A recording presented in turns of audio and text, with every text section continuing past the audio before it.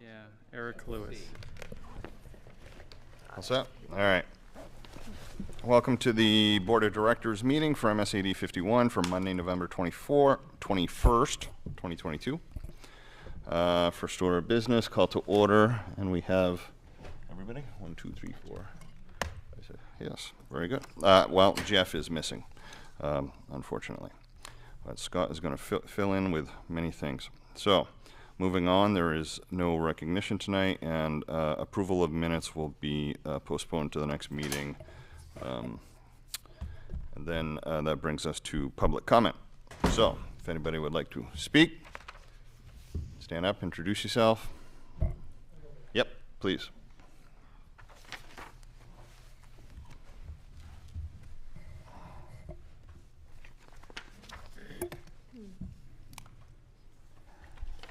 Hi, everyone. I'm Graham Shove, president of the MSAD 51 Education Association. Nice to see you all. Thank you for being here tonight. I'm here tonight to talk about our ESPs, secretaries and ed techs. These are the district's lowest paid educational staff and ones that are often overlooked. However, their role in the district is crucial, whether it is managing the massive flow of people through the doors or on the phones by the secretaries, or it is ed techs delivering important Tier 2 and Tier 3 supports of our neediest students. Without these professionals, our schools could not function. I don't think I'm telling you anything new here, though, and I'm confident that you all are aware of the importance of these educators. What I'm not sure you're aware of, however, is the crucial crisis that our ESPs are in. The economic chaos wrought by the pandemic has brought generationally high inflation. The rate of monthly inflation averaged well over 8% this year. That means that the price of goods are about 8% higher this year than last year. 2021 also saw abnormally high inflation, averaging about 5%. That means that compared to 2 years ago, we all are paying about 13% more for things like groceries this year than we were in 2020. High inflation, unfortunately, hits low-wage earners much more than middle to high-wage earners. This is because a large percent of their monthly income goes to necessary goods like groceries. The people under our ESP contract feel this acutely. We can see their difficulty in the amount of people leaving the profession. Our district still has unfilled ESP positions. We have seen private industry raising hourly rates to entice workers. The district is now often paying less than large businesses like Hannaford and even boutique shops. While educators have always been paid less than their peers working in other industries, the gap is widening. Educators stay here because we care deeply about this community and your children, but it is becoming harder and harder for ESPs to keep afloat. More than 60% of ESPs in this district do not make a livable wage for this area, according to MIT economists. I'll repeat that again. More than 60% do not earn a living wage. The good news is that you all have the power to change this. You can raise ESP wages at the district and take care of these educators who in turn give so much to this community. In addition, it will not cost the district all that much compared to other district cost centers. The difference between a salary increase of 3% and a salary increase of 6% for all under the ESP contract is about 0.1% of the district budget. Again, just 0.1% of the entire budget. Our ESPs are looking to the district for support. Most have never experienced inflation like this. This is not business as usual. I believe the district has an opportunity here to become a leader in this state in supporting ESPs. In doing so, we will become a place that ESP professionals seek out. We can fill our vacant positions while also supporting our current staff by agreeing to a strong contract. Now is the time to show our ESPs just how important they are to the district. Thank you. Thank you, Graham. Other people that would like to speak? Public comment? Okay. Seeing none, I'll bring it back to the board. Graham, thank you very much. So moving on, there are no presentations and items for action. The first one that we have, I will entertain a motion for 6A. Anyone? I'll move. that the computation and declaration of votes dated November 21st, 2022, and attached hereto be approved. It is further voted that the computation and declaration of votes be entered upon the records of Maine School Administrative District Number 51. It is further voted that a certified copy of the computation and declaration of votes be sent to each of the municipal clerks with the district. Thank you, Mike. I'll second. Seems appropriate. Thank you, I was Kim. wondering if nobody made a motion. Oh, I won't finish that.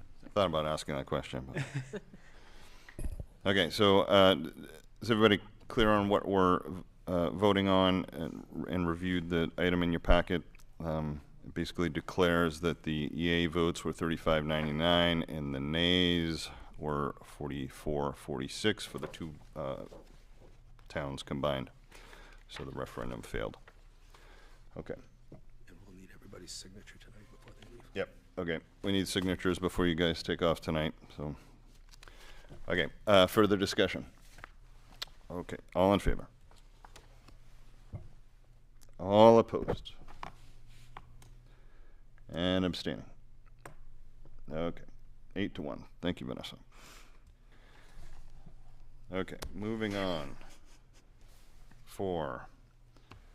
6B, approve professional positions. And I'll take those as a group if there's no objection. Do I hear a motion?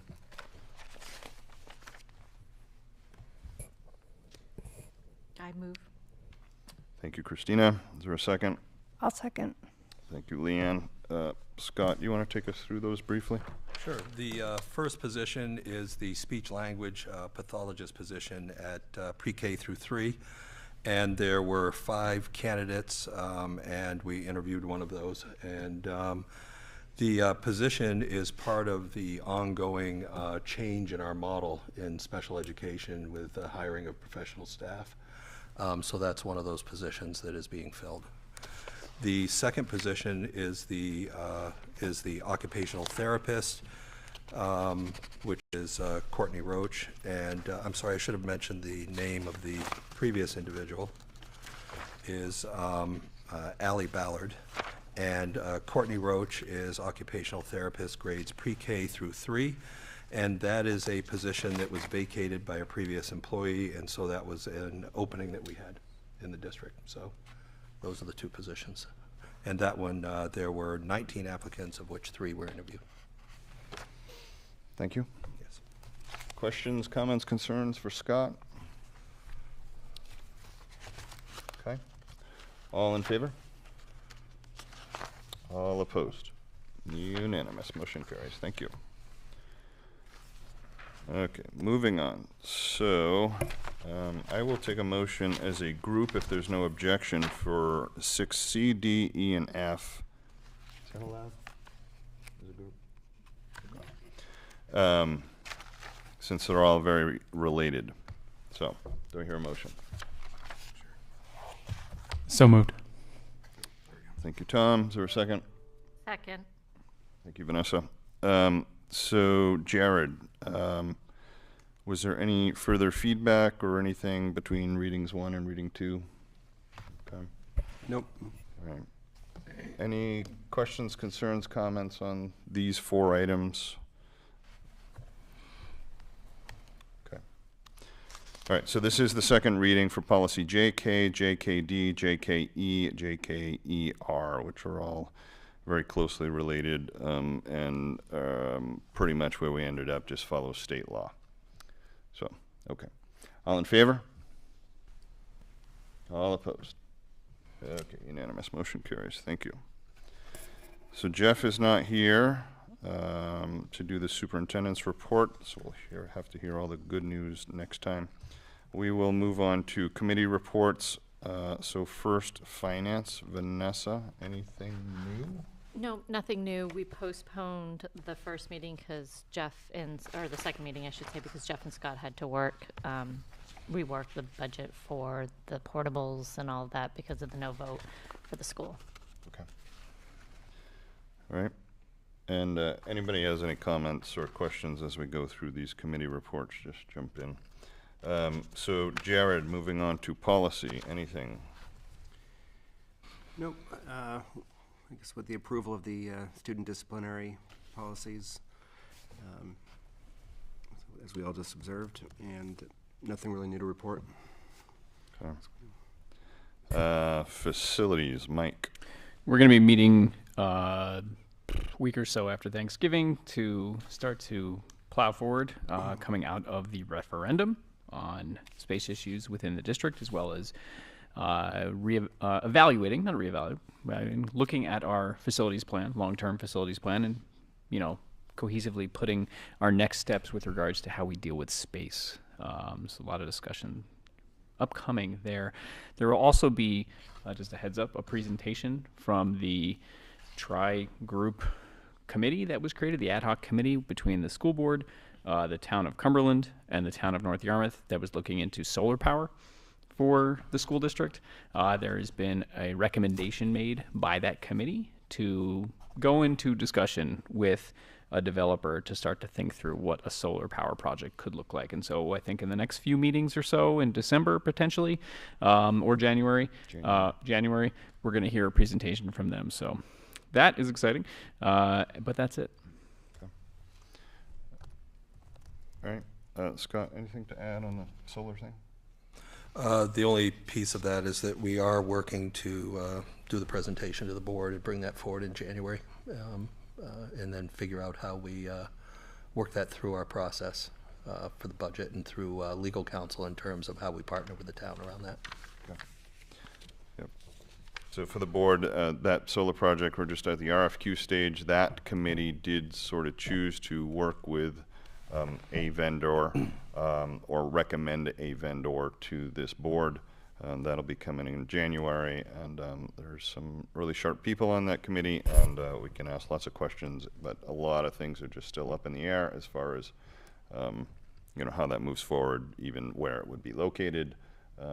But it's kind of exciting, especially as prices of electricity go up. It makes it more exciting. We talked about some short-term too, as far as putting solar panels on the roofs of some of our buildings, as opposed to waiting for a solar farm project. Yep, all of that's on the table, and it helps with the payback as far as being able to get something going more quickly. So it's And kinda that's going to be exciting. in January? Say again? Yeah. They'll do that presentation in January. Okay. Yep. Yeah. Okay, moving on to curriculum, Tom. So curriculum, we are off to a slow start this year. Susie Robbins and I have met and proposed an agenda for the committee, and we were supposed to meet today to discuss that agenda, but we had to cancel because a few of our members were not able to attend. But we will be tackling our first major agenda topic on December 12th. Aaron Blanchette is going to join us and give a presentation on our standardized assessment performance to see how that has changed, or how things have looked pre-pandemic, during the pandemic, and where we are right now. So I'm expecting it to be a good, engaging presentation and discussion. So feel free to join us. Thank you. When's that? December 12th. Thanks. Okay. So equity, Jared, has there been another meeting since we last talked about, or last meeting, I should say? I'm not sure if our last meeting might have been right after our last equity meeting. Anyway, our next meeting is scheduled for Tuesday, December 13th. We're waiting to hear back from a few people, but we might move the meeting time from 3:30 to 4 o'clock and try to make that our first in-person meeting. We're going to waiting to hear back from Jeff if we've got a room to do that in. And apart from that, we're just beginning to try to divide up our priorities and think about how we can think about what needs to get done to put together a plan this year and continue to make progress on that front. Okay.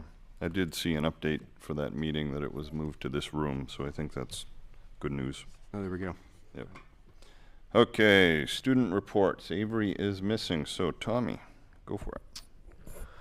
There have been a couple events that have been very important to the student body over the last week, specifically the play that occurred over the weekend with a show on Friday, Saturday, and Sunday. That was really exciting. I wasn't in the play, but I got to watch all of my peers, and they did a really, really great job.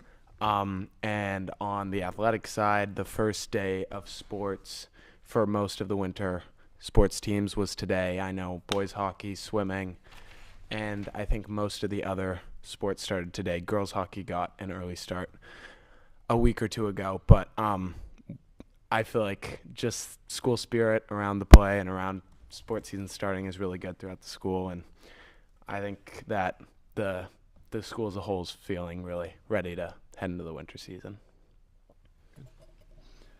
Thank you, Tom. So ad hoc committees, anybody want to add anything on any of the other stuff? I met with Parks and Recreation last week, Yep. and they have a couple exciting things that they're going to be trying to do or propose. One of them is potentially a playground, a community playground.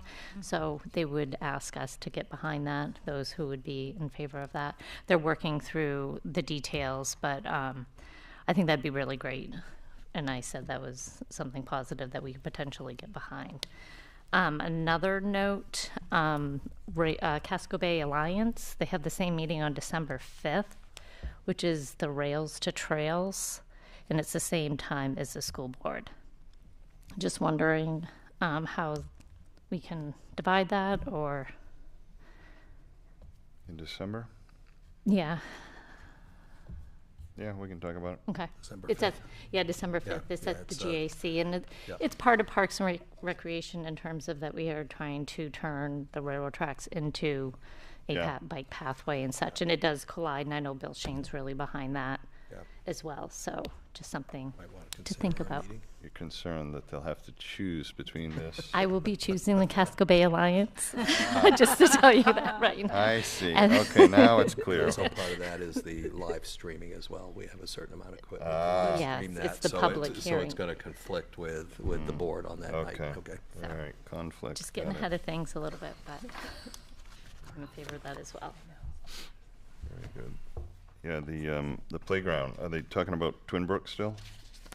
It's open Yeah, at this time where they're looking, but they're presenting to the town, I think, the first week of December.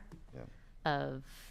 They've done, Pete and Patty have done the research and have looked at all the different playgrounds around, and he's doing a really good job of getting something that's lower cost that you could probably build on later on. Yep. So baby steps with that. Yeah, that would be fantastic. Okay. Anything else for ad hocs, this or that? I'll just add for the GCA committee, I want to second what Tommy said and just congratulate the cast and crew of The Invisible Invalid, particular whoever did the costumes. It's so impressive. So it really was an amazing show and very exciting to see the GCA. I think they made their own costumes. What was that? They made their own costumes. Yeah. Yeah. Yeah, well, I know that somebody coordinated it, but yes, to all of them who learned how to sew, especially. So, yeah, it was very exciting to have the GCA filled for those shows. Very nice. Since we're talking about GCA, just a note to the community, we do want to use that space more. So please reach out to Scott, Jeff, myself, Kim Vine, who's on the GCA advisory committee.